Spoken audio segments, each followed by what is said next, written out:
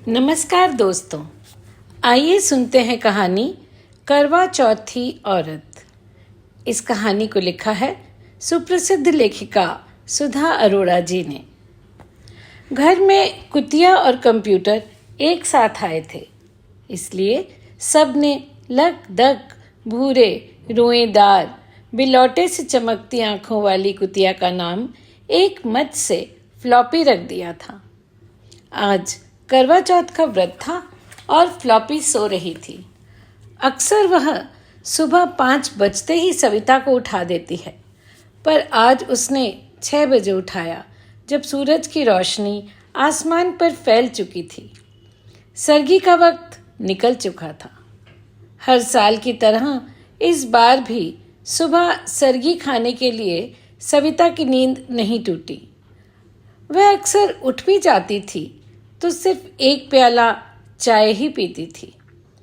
करवा चौथ का व्रत रखने वाली दूसरी सुहागनों की तरह पति की लंबी उम्र की कामना करते हुए सारा दिन के निर्जला उपवास की तैयारी में सुबह सूरज उगने से पहले कमर कसकर पूरी सब्जी या भरवा पराठे का भरपेट नाश्ता उसके लिए असंभव था।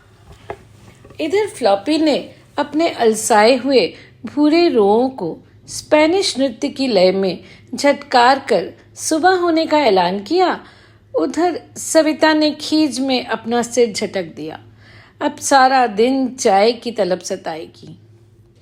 चल फ्लॉपी आ जा, सविता होठों में बुदबुदाई तो फ्लॉपी चौकन्नी होकर उचकी। कुछ ही देर में दोनों सड़क पर थे। फ्लॉपी गले में पट्टा पहनने की आदी नहीं थी। दूसरे पालतू कुत्तों की तरह वह लीश में बंधी बंधी मालिक के पीछे पीछे दुम हिलाती नहीं चलती थी। उसके कदम आज़ाद थे। वह सविता के आगे आगे मनचाही राह पर इतराती हुई चलती थी। बीच बीच में सिर घुमाकर देख लेती थी कि सविता पीछे आ रही है या नहीं। यह गली, यह इलाका उसकी बपौती था। अपने क्षेत्र में किसी दूसरे कुत्ते का आना उसे बर्दाश्त नहीं था। यहाँ तक कि सड़क पर एक कौवा देखकर भी शेरनी की तरह दहाड़ती, हिरनी की तरह कुल्लांचे भरती दौड़ती और कौवे को खदेड़ कर ही दम लेती। इसके बाद वह अपनी शान से सविता की ओर विजेता की मुस्कान फेंकती। फ्लॉपी ने सुबह का अपना क्रियाकलाप समाप्त किया तो सविता ने लौट चलने का सिग्नल दिया। फ्लॉपी ने आनाकानी की, फिर एहसान जताती सविता के ढीले कदमों से बेपरवाह फलांगती घर पहुंच गई। निर्जला व्रत शाम तक निढाल कर देता है, इसलिए सविता ने दोपहर 12 बजे ही रात का खाना तैयार करके ढाँप कर रख दिया। फ्लॉपी को भी आज शाकाहारी भोजन मिलेगा। सविता ने चावल में सब्जियां उबालकर उसका खाना तैयार कर लिया। फ्लॉपी इठलाती हुई आई और दही पुलाव के सात्विक भोजन को सूंघती हुई अकड़ी हुई पूंछ के साथ कोप भवन में जाकर बैठ गई। सविता की दोनों बेटियों की पंक्ति में यह तीसरी नकचड़ी बेटी थी। नखरे मत कर, आज तुझे यही खाना मिलेगा, सविता ने उससे कहा। नहीं खाना? ठीक है, बैठी रह, जब भूख लगेगी ना अपने आप आएगी। फ्लॉपी ने तिरछी नजर से सविता की ओर देखा और कैटरपिलर की तरह हाथ पैर समेटकर जमीन पर मुंह टिकाकर पसर गई। शाम को दोनों बेटियां स्कूल से लौट आईं। दोनों ने फ्लॉपी को पुचकारा, हाय स्वीटी पाई, व्हाई डिडंट यू ईट? छोटी ने खाना देखा तो नाक भौं सिकोड़ते हुए कहा, मम्मा आप इसे घास फूस खाने को क्यों देते हो? How can she eat this rotten food? फिर फ्लॉपी को गोद में लेकर पुचकारा, oh my darling, you are so hungry, what a pity. अपने पापा के घर लौटते ही बेटियां शिकायतों का पुलिंदा लेकर हाजिर हो गईं। पापा देखो ना, mamma is torturing poor little soul. Savita ने हंसकर कहा, आज फ्लॉपी ने भी मेरे साथ करवा चौथ का व्रत रखा है। What rubbish, you can't be so cruel.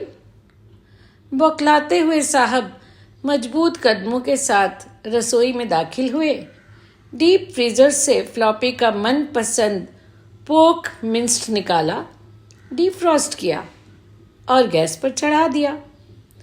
Floppy ने सविता को चिढ़ा चिढ़ा कर चटखारे ले लेकर खाना साफ किया और हमेशा की तरह सविता की साड़ी से रगड़कर मुंह पोंछ लिया।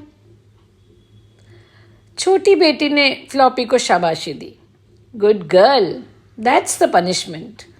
मम्मा की करवा चौथ स्पेशल लाल साड़ी खराब कर दी। बड़ी बेटी ने पापा की ओर से फरमाइश की, फ्लॉपी को तो पापा ने खाना खिला दिया, अब आप पापा के लिए थोड़े से चिप्स फ्राई कर दो प्लीज़ मम्मा, हमें भी भूख लगी है। सविता उठी, सूखते गले को थूक से निगलकर तर करते हुए आलू के चिप्स तल दिए और सर पकड़कर लेट गई। यह सर्गी में चाय न पीने की सजा थी। सूरज शाम को ऊब डूब रहा था। सविता ने लाल गुलाबी साड़ी वालियों के साथ वृत्ताकार बैठकर पूजा की। जब सब हाथ जोड़कर बैठी थीं, फ्लॉपी ने धीरे से दायां पंजा बढ़ाकर पूजा की थाली का लाल कपड़ा सरकाया और कागजी बादाम के दोनों दाने मुंह में सटक लिए। सविता सूखे गले से कुंकू आई तो छोटी बेटी फ्लॉपी को नवजात बच्चे की तरह दोनों बाहों में समेटकर भीतर ले गई। फ्लॉपी पर हैंडल विद केयर का लेवल जो लगा था, कुछ भी कहना बेकार था। घर में फ्लॉपी के 7 खून माफ थे। इस बार पक्की चौथ थी। चांद देर से निकलने वाला था। मेज पर ढका हुआ खाना सबने गर्म किया, स्वाद ले लेकर खाया और खाना खाते हुए चांद के न निकलने को लेकर परेशान होते रहे। आखिर चांद निकला। सविता ने छलनी की ओट से चांद देखा, अर्घ दिया और हाथ जोड़कर मन ही मन कहा, हे गौरजा माता, अगले जन्म में अगर मुझे मनुष्य योनि में जन्म न मिले तो पशु योनि में मुझे किसी घर की पालतू कुतिया बना देना, ताकि मैं करवा चौथ के दिन अपना जूठा मुंह किसी सुहागन की लाल साड़ी से पोंछ सकूं। दरवाजे पर बैठी फ्लॉपी ने अघाई नजरों से सविता की ओर देखा और जीभ बाहर निकालकर लार टपकाती हुई अधमुंदी आंखों से ऊँघने लगी।